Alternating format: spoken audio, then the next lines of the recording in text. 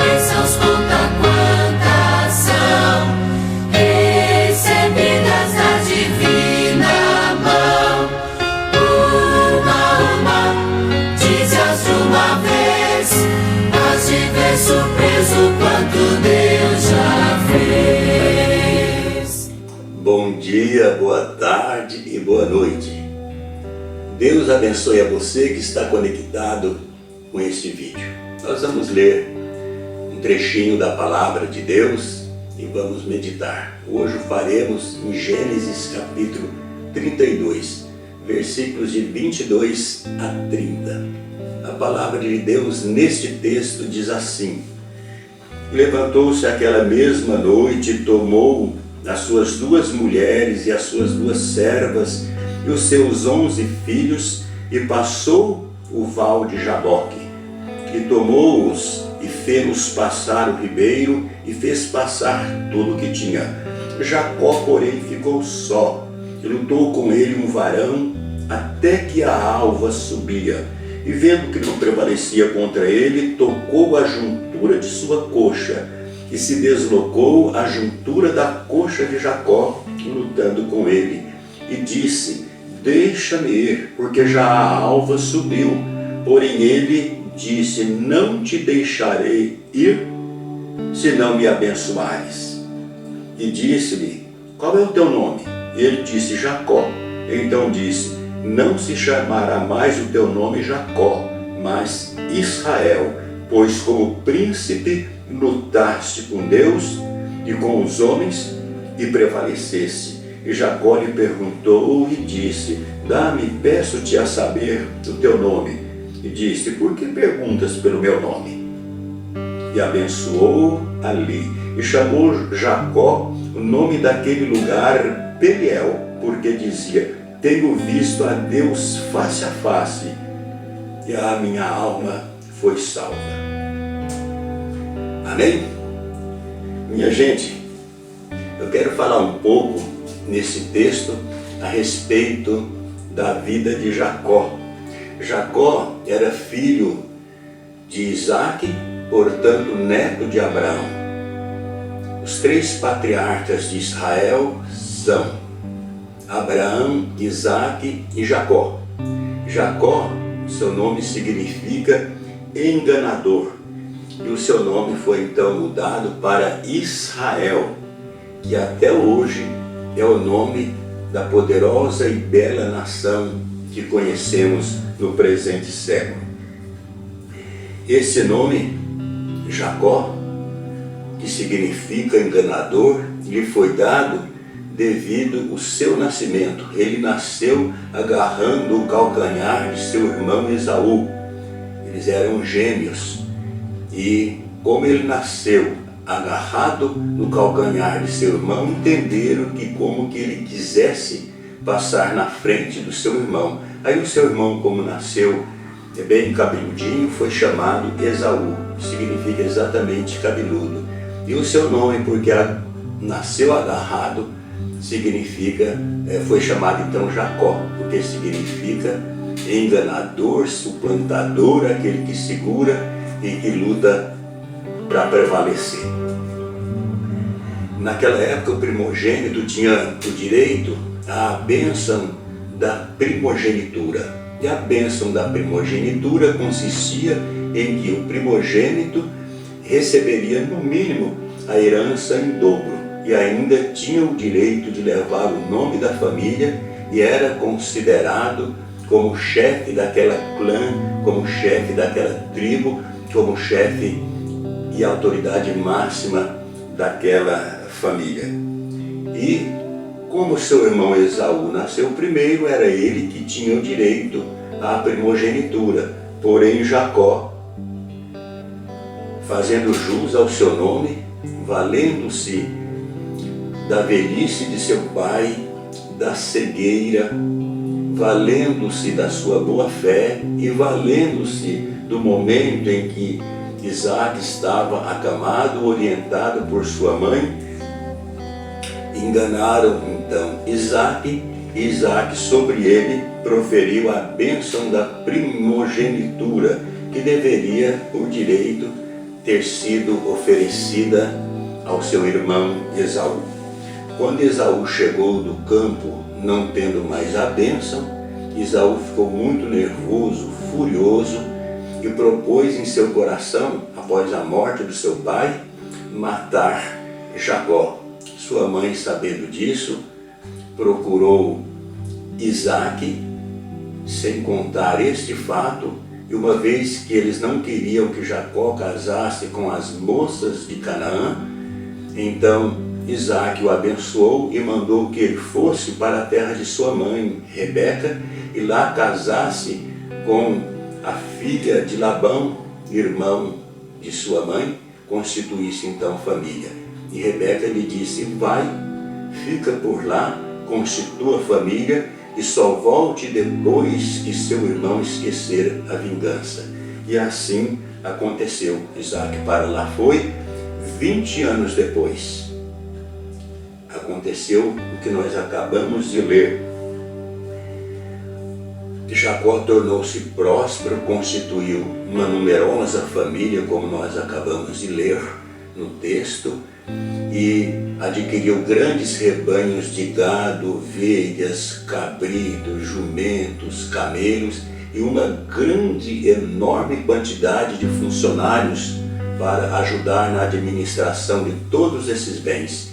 E vinha voltando ele agora para Canaã, depois de 20 anos, e ao passar o val de Jaboque, um ribeiro, ele mandou mensageiros a Esaú, seu irmão. Os mensageiros trouxeram a notícia de que Esaú vinha ao seu encontro com 400 homens.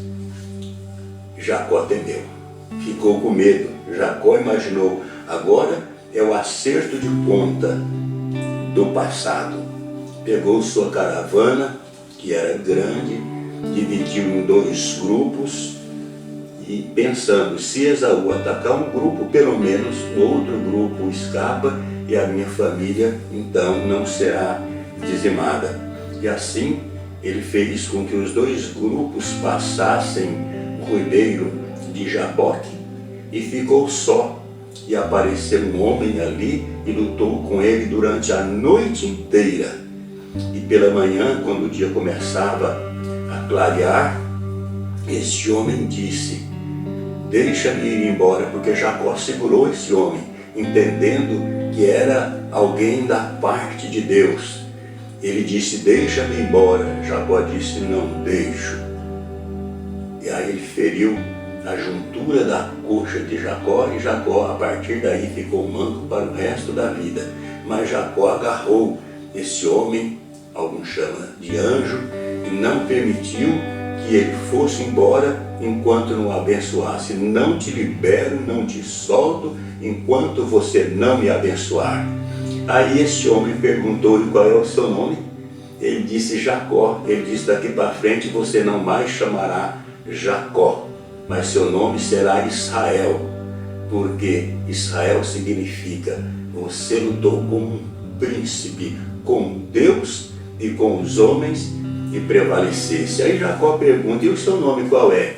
Ele, negando-se a responder, abençoou Jacó e partiu. E ali Jacó então entendeu que era Deus se apresentando a ele, e chamou aquele lugar de Peniel. Jacó disse: eu vi Deus face a face, e a minha alma foi salva. Os historiadores e comentaristas dizem que exatamente aqui aconteceu a conversão de Jacó. Até então Jacó só era um religioso e que manifestava de forma automática a crença de seus pais, mas a partir daqui houve de fato uma conversão. Ele já tinha tido outras experiências sobrenaturais, mas porém a transformação de sua vida e a salvação de sua alma aconteceu aqui. Amém? O que nós aprendemos aqui? Pelo menos 2 lições eu quero tirar para a nossa vida. A primeira é que há 2 tipos de luta. A luta que criamos por conta própria e a luta que Deus faz ou põe em nossa vida. A luta que criamos é uma luta que, mesmo que sejamos vencedores, mesmo que tenhamos uma aparente vitória, a luta que nós criamos gera perdas e gera prejuízo. Aparentemente, por exemplo, Jacó ganhou de seu irmão o esforço que ele fez para ter a bênção da primogenitura. Porém, Jacó teve danos irreparáveis para toda a sua vida. Nos 20 anos em que passou distante, ele teve algumas aparentes vitórias, gerou e constituiu a sua família, adquiriu muitos recursos, etc. e tal, mas, porém, teve danos emocionais irreparáveis. Não acompanhou os últimos dias de vida de seu pai e, quando voltou, a sua mãe já não mais existia, já havia sido morta, e ele só acompanhou o sepultamento de Débora, aquela que cuidou dos últimos dias de vida de sua mãe, a sua ama Débora. Ele aparentemente teve vitória, mas na base da mentira, da enganação.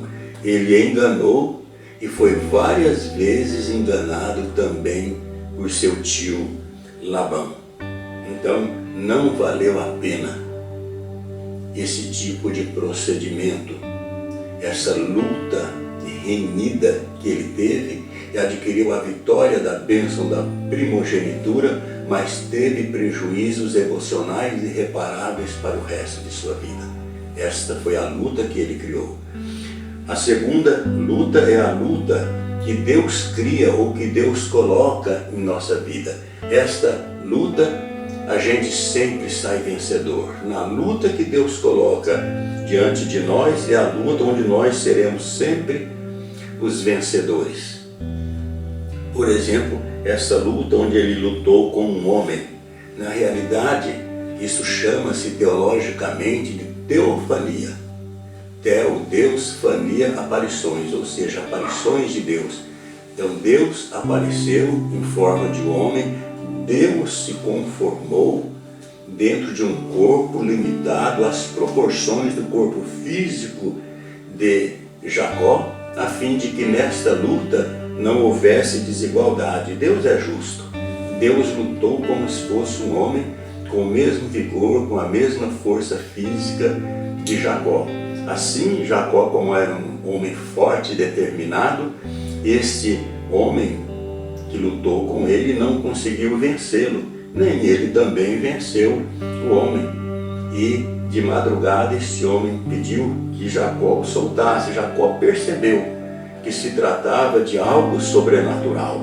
Então ele disse: eu quero esse sobrenatural de Deus na minha vida. E agarrou este anjo ou este homem e não o soltou de forma nenhuma, e o anjo então lhe feriu a juntura da coxa, e a partir daí Jacó ficou marcado para a vida toda. E Jacó disse: não te deixo ir enquanto não me abençoares. Aí ele perguntou: qual é o seu nome? Jacó disse, Jacó. E ele então disse: esse nome não condiz com a sua missão, esse nome não lhe é adequado. Daqui para frente o seu nome não mais será Jacó. É como se Jacó tivesse dito: como é o seu nome? Meu nome é enganador. Não, esse nome não condiz com a envergadura da missão que pesa sobre o seu nome. Daqui para frente seu nome será Israel, porque como um príncipe você lutou, e lutou com determinação, com Deus e com os homens, e prevaleceste. E a partir daí a vida de Jacó tomou um outro rumo. Jacó teve a vida mudada, e Jacó ali então colocou o nome de Peniel, porque ele reconheceu: eu vi Deus, o próprio Deus, claro que em forma de homem, mas face a face, e a minha alma foi salva. Ali aconteceu então a conversão definitiva de Jacó. Agora Israel, homem da vida transformada, até porque é este nome que seria dado à nação que traria ao mundo o Filho de Deus, o Salvador do mundo. Jacó, enganador, não era um nome adequado para uma nação com o privilégio de tamanha missão. Israel, príncipe, o homem que lutou com Deus, era o nome mais apropriado e um nome dado pelo próprio Deus. Então, minha gente, a nossa luta, criada por nós mesmos, cria ou provoca muitos danos, muitas consequências, ainda que tenhamos uma aparente vitória. Mas a luta que Deus põe em nossa vida é para desenvolver o nosso potencial e para mudar o nosso caráter. Jacó precisava ter o caráter mudado. E aconteceu nesse encontro que ele teve nesta luta com Deus. E a segunda coisa que nós aprendemos aí é o jeito de como não fazer para ser abençoado. Jacó não é exemplo de busca de bênçãos. Nesse particular, não. É louvável o esforço para buscar as bênçãos de Deus para a nossa vida, porém de forma lícita, de forma justa e de forma honesta. O objetivo principal da vida de Jacó era ser abençoado e lutou por isso. Isto é louvável, porém o meio que Jacó usou, o engano e a mentira, é totalmente reprovável pelos parâmetros da palavra de Deus e traz consequências danosas, desastrosas e irreparáveis por toda a nossa vida. O fim não justifica o meio. O fim é bom, ser abençoado, mas o meio de ser abençoado, com mentiras e com engano, é errado. Não bate com o caráter santo e puro do Deus que Jacó anunciava. Se Jacó tivesse crido e esperado o tempo de Deus, Jacó teria tudo o que teve, sem ter sofrido dano algum. Sobre ele já havia uma promessa, enquanto a sua mãe o gerava com seu irmão ainda no ventre, de que o menor, ou que nascesse depois, dominaria sobre o maior, que nascesse primeiro. Então, automaticamente, Deus teria dado um jeito de que ele recebesse a bênção da primogenitura, sem ele e sua mãe ter precisado lançar mão da mentira e do engano. Então, precisamos acreditar que Deus tem promessas para as nossas vidas e buscá-las com todo o empenho do nosso coração. A promessa de que Ele seria dominante e seria na realidade aquele que levaria o nome da nação, que através dessa nação as nações todas da terra seriam benditas. Essa promessa está em Gênesis capítulo 25 e verso 23. O menor será o maior, então ele daria sequência à estrutura da nação. Tudo isso já iria acontecer. Era promessa de Deus. Não era necessário ter lutado e sofrido tanto como ele sofreu e perdeu a bênção de acompanhar os últimos dias de seus pais.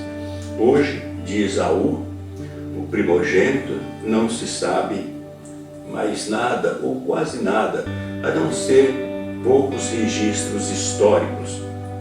Nada se noticia.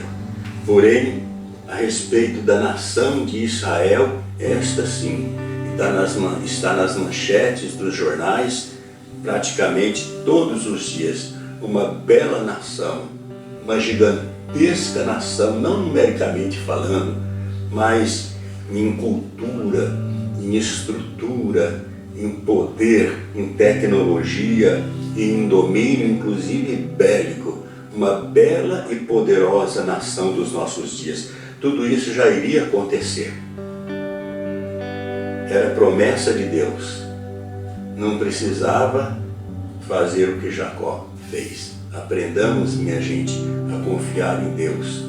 Ele sofreu, fez seu irmão sofrer, fez seu pai sofrer, fez sua mãe sofrer de forma desnecessária. Deixe Deus agir. O agir de Deus é sempre o melhor. Creia, o jeito de Deus traz as mesmas bênçãos e não nos acrescenta dor. O jeito de Deus é melhor. Amém? Deus te abençoe. Vamos orar?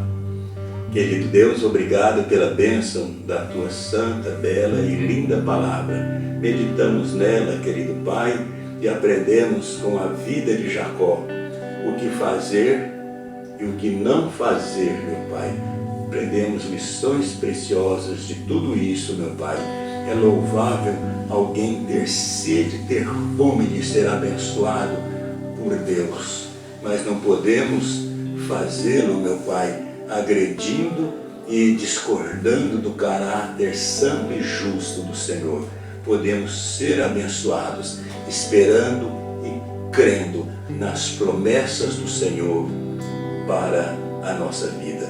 Esta bela nação de Israel trouxe ao mundo Jesus Cristo, teu Filho amado, nosso Salvador, e com muito carinho sempre dele falamos, porque de fato ele é o Salvador do mundo, ele é a nossa vitória nesse mundo e no outro. E pedimos, meu Pai, que a bênção do teu Filho Jesus Cristo, a bênção da salvação, alcance toda a nossa família, aonde estiver cada um dos membros. E peço também que o teu povo, meu Pai, possa estar sempre firmes, crendo nas promessas do Senhor e propagando o Evangelho que transforma vidas. Nós oramos agradecidos em nome de Jesus. E você que crê, diga amém e graças a Deus. Quantas bênçãos